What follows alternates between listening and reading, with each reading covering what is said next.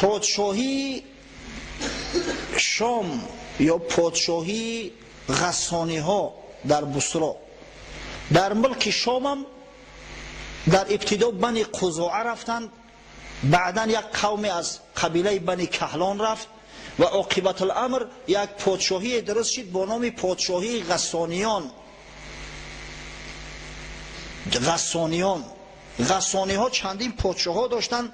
امپراتورهای روم هم اینا را دستگیری میکردند، زیرا که هم سری قبیله های عرب هم میگرفتند که به ملک های روم هجوم نکنند، هم در جنگ بر ضد ایران اینا را استفاده میبردند. یک پادشاهی بود با نام بنی غسان، بسیار پادشاهی معروف است. مثلا همون قصه های میشود که ابو طالب به شام رفت یا فلانی به شام رفت، پادشاه بصره، همین پادشاه های عرب هستند بنی غسان، و بسیار مغرور و متکبر هم بدن، به حد مغرور و متکبر هستند که یکی از همه حاکم ها و شاه ها وقتی که مکتوب رسول الله صلی الله علیه و سلم گرفت که به اسلام دعوتش میکرد، گرفت مکتوب پاره کرد و فرستاده رسول الله صلی الله علیه و سلم به قتل رسوندن. حارث ابن عمیر ازدی را یگانه فرستاده پیغمبر که به قتل رسید در همین بصره به قتل رسید. شرحبیل ذی‌الکلاء به قتل رسوندش. آخرین پادشاه این سلسله غسانیه با نام جبله ابن ایهم در سال 13 هجری در زمان خلافت حضرت عمر ابن خطاب به دست حضرت عمر مسلمان شد. جبله ابن ایهم مسلمان شد. سال دیگه به نیت زیارت خانه خدا به مکه آمد. هنگام طواف خانه خدا اگه در اونجا همه ریدا می پوشند، همه ازار و ریدا داری دیگه، پادشاهی گدایی هیچ تفاوت نیست. یکی از عرب های پایلوچ بیچاره یک کمبغل ناخواست نوگی ریدای همین پادشاه را که به زمین آویزان به دست زیر میکنه، ریدا از تنش افتید. از خشم غضب مردک پادشاه یاخی یک مشت بروی همون بیچاره زد. اگر دیگر زمان و دیگر عصر میشید که خیلی میگفتن اگه خدا حوالش به خدا بگذشته صلوات، اما این مسلمان میدونست که در عصر کی زندگی میکند. این میدونست که عهد عمر خطاب است، عمر عادل است، عمری که حتی قصاص مرچه را از شیر میگیرد، میگذارد که یک مسلمان در رز خانه کعبه لط و کوب کنن، ای بی جواب مونه. این عدل اسلام را ببینه. اومد نزد حضرت عمر گفت یا امیر المؤمنین، پادشاه آل غسان جبله ابن ایهم یک مشت به یگان عذر در روم کفت. حضرت دعوتش کرد، گفت یا جبله چه کاری کرده گید؟ به تو شرم نداشتی؟ نه از خدا شرم داشتی، نه از بندگان خدا شرم داشتی. این کاری تو اصلا از روی اسلام درست نیست و در اسلام تو باید مجازات شوی. گفت مجازاتش چی است؟ گفت صبر میکنی میستی اون مردک یک مشت در رود میزنه چه خیلی تو او را زده بودی، یا که شاید عذر خواهی کنی، اگر عذر تبو پذیره به همه جانت خلاص. سبحان الله. گفت شما از پادشاه را من خیلی قصاص میستونه؟ آخه من پادشاه هم نه یک پایلوچ ما را بزنه یا که ما از او عذر خواهی کنیم، هیچ علاج دیگه نداره، نمیشه یه دست مش بتم جانم خلاص شود. گفت نه نمیشه جورا. اسلام است، در پیش اسلام همه برابرن. این اسلامی بزرگ به حد تاثیر کرده بود که شما اگر تاریخ اسلام رو ببینید که قسم به خدا آدم در تعجب میماند. پادشاهایی که از نامشو دنیا به لرزه می اومد، پادشاهایی که از هیبتشو دنیا می لرزید، چنان عدل داشتن، در عدل چنان قایم بدن که قسم به خدا در تعجب میمانید. ولی شما سیاستنامه نظام الملک بخونه ببینه، همون سلطان محمود غزنوی که قدر در دوره سویتی تنقیدش میکردن، سلطان محمود غزنوی که نامش پادشاه ها در تاج در نگین هاشو می نوشتن، چقدر عدل داشت. این پادشاه های اسلام به شرافت اسلام چنان عدل های کردن که در تاریخ مثل افسانه واری مانده است، اگر چند حقیقت است. در تاریخ ما میخوندیم، من تا زیده یادم است درباره امپریای ترکیه عثمانی که پادشاهاش به حد غضب داشتیان، به حد سیاست داشتیان که اگر یگان وزیر گویا که گپ شونه نمیگرفته است، گپ نگیره اوسو یگان وزیر اگر معقول شونه میشیده است، یک بند ابریشمیش میفرستادیان که مقصد خط دور بکش. او وزیر درو میگرفته خط دور میکشیده است. تهمت میزنن قسم به خدا. در اسلام خودکشی حرامه، هیچ مسلمان ایرا نمیکنه. لیکن خانه سوخته در تاریخ می نوشته نمیره. اینا بگیره تاریخ عصرهای میانه در دوره سوویتی هم خونده بوده. امپریای عثمانی را ببینه، ترکای عثمانی، ضبط کنستانتینوپل، این همی سفسطه ها زیاد است. اگر اونا اینقدر ظلم داشتن، هیچ وقت ملک اونو 500-600 سال ادامه نمیکرد. عاقبت ظلم پایدار نیست. هر پادشاهی که ظلم کنه، ناعدلی کنه، خداوند زود خراب میکنه سر مملکت. یک پادشاه بود به نام سلطان مراد ترک، سلطان مراد دو.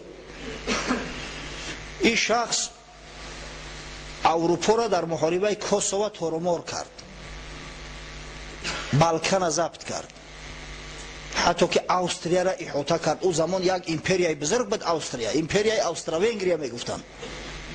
احاطهش کرد، در دری همو استرالیا، در دری وینا سپری خچ زد به صورت غالب. تمام اروپا در نزدش میلرزید. از ترس سلطان مراد دو یگان کشتی اروپایی به اجازه در بحر بیرون زمین حرکت کردن نمیتونست. محمد اقبال لاهوری صفت میکنه سلطان مراد که چی نوع پادشاهی داشته، چی عدلی داشت. محمد اقبال حضرت میگه بود معمار ز اقلیم خوجند، در فن تعمیر نام او بلند، ساخت آن صنعتگر فرهادزاد، مسجد با امر سلطان مراد. یک معمار بدست خوجندی. این خوجندی ها و استروشنی ها و اسفرگی ها ایام قدیم الایام معمارای خوب بودن، نامدار بودن. در زمان همین سلطان مراد دو به امر پادشاه یک مسجد می سازد. خش نیامد شاه را تعمیر او، خشمگین گردید از تقصیر او. همون تعمیر شکلی درست کرده مسجدش بخاطر به پادشاه معقول نشید. هر کس با خودش یک سلیقه داره. بعضی چیزی هست یک کس ده معقول است، دیگر کس ده شاید او قدر معقول نشود. همون لباسای تنگ ده ای جوانای ما میزیبه، اگر آدمی کلوسالا پشونی تلخش میکفه، تیزتر بکشم ای تنم هم میخره گفته. یا هم بعضی لباسایی که همش رشته ها خطی دختگی، رشته های سیمی خطی، اما شلدر شلدر، آخه او برای رقاصه ها میزیبه. دخو مرد مسلمان همتری لباس ها را بپوشه. اما بعضی ها دا معقول است، اما هزار که نصیحتش میکنیم با میبینی در ترش همو گشت است. خش نیامد شاه را تعمیر او، خشمگین گردید از تقصیر او. آتشی سوزنده از چشمش جهید، دستی آن بیچاره با خنجر برید. پادشاه هست آخی، غضبش کرد، گرفت خنجر از زد به شست، دستی بیچاره را قطع کرده. جوی خون از ساعدی معمار رفت، پیش قاضی ناتوان زار رفت. بیچاره بندیده از شقپیده پیش قاضی اومد، گفت ای پیغام حق گفتاری تو، حفظ آیین محمد کاری تو. سفتگوش سطوت سلطان نیم، قطع کن از روی قرآن دعویم. گوه قاضی ترا وظیفت است امر خدای تعالی را باید که پهم کنی، تو باید پشتیبانی از بندگان خدا کنی. من غلام حلقه برگوش این پادشاه نیستم، من یک کارگر و مردی کار هستم. سپارش کردن اومدم کار کردم. پادشاه چه حق داشت که دستی من نمیبره؟ از روی قرآن میخواهم که حکم فیصله کنی. قاضی عادل بدندان خسته لب، کرد شهر را در حضور خود طلب. سبحان الله. سلطان مراد را که یه رو پدر نزدش میلرزید، پادشاه دعوتش میکنه که بیای بالا شکایت شده است. این را اسلام میگه. رنگ شه از هیبت قرآن پرید، شه خدا ترس.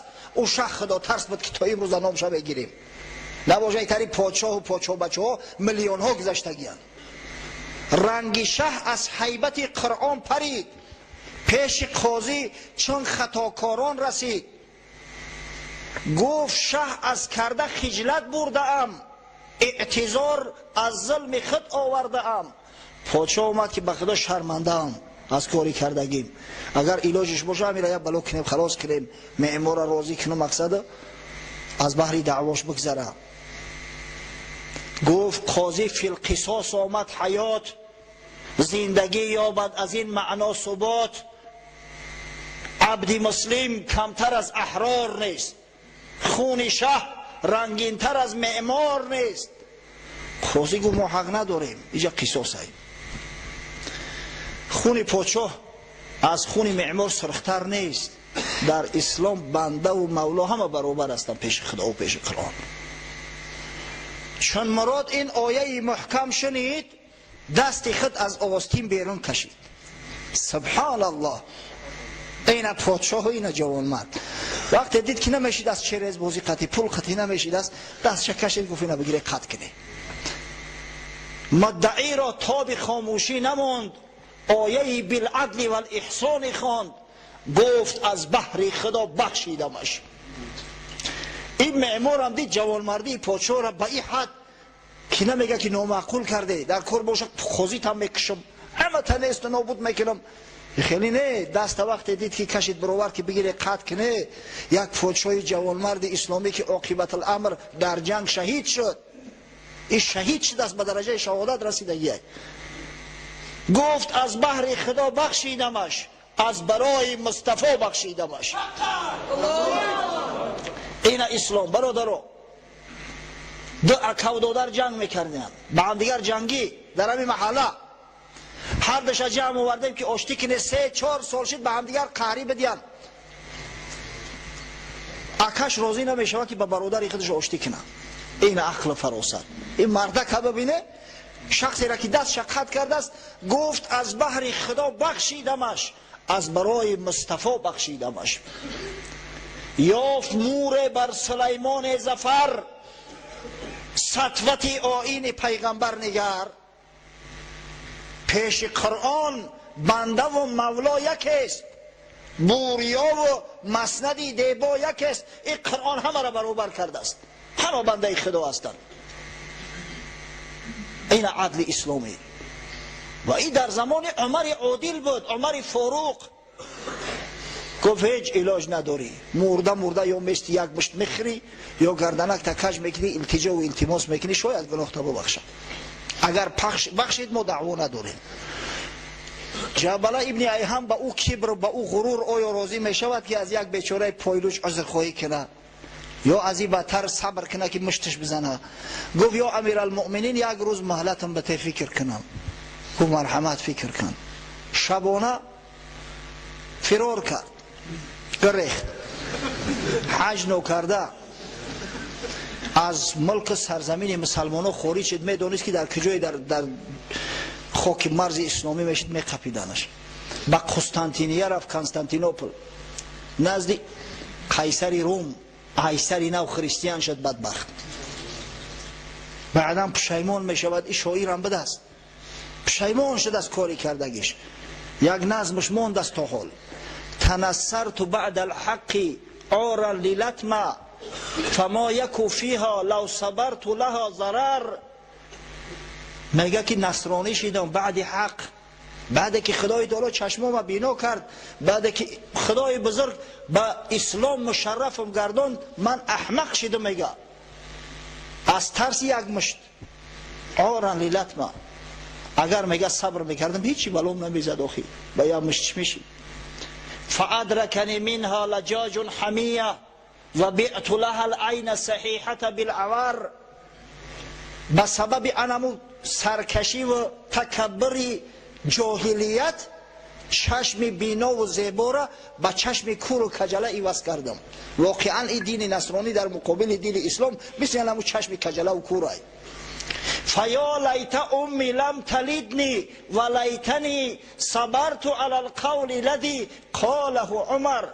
ای کاش که میگم مادرم نمیزایدم، ای کاش که صبر میکردم با همون سخنی که عمر رضی الله عنه گفت، امروز نامسلمان نمیشیدم، امروز کافر و مرتد نمیشیدم. ایدای پادشاهی آخرانی بنی غسان بود در شام. پادشاهیگری عرب همین مقدار بود.